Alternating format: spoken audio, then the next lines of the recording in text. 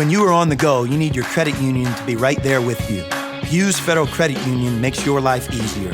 For 60 years, Hughes has called Southern Arizona home and has given back to our community. Isn't that who you want as your financial partner?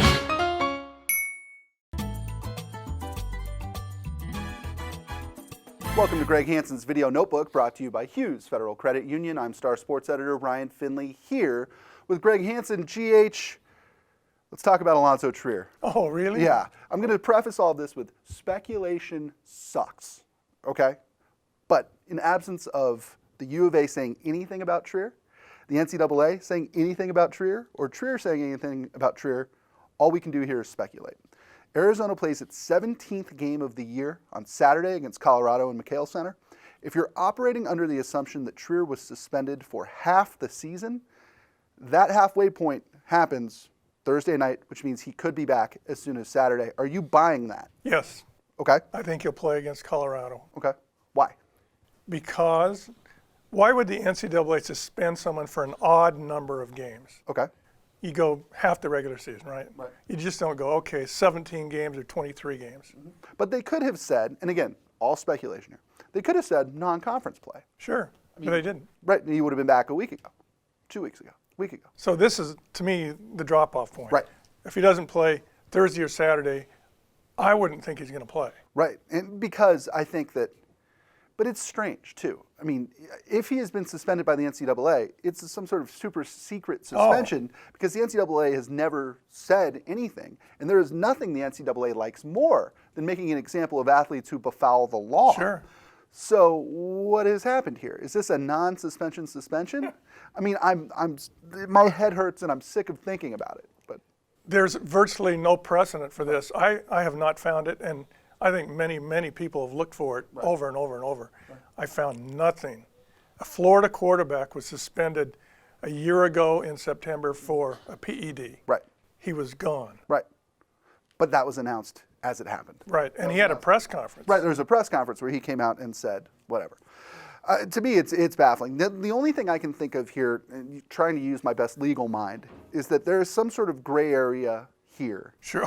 That the NCAA, being run by lawyers, is so afraid of creating case law that says, or precedent, says one thing or another, that they're basically holding the ball until one day they go, oh, he's eligible now.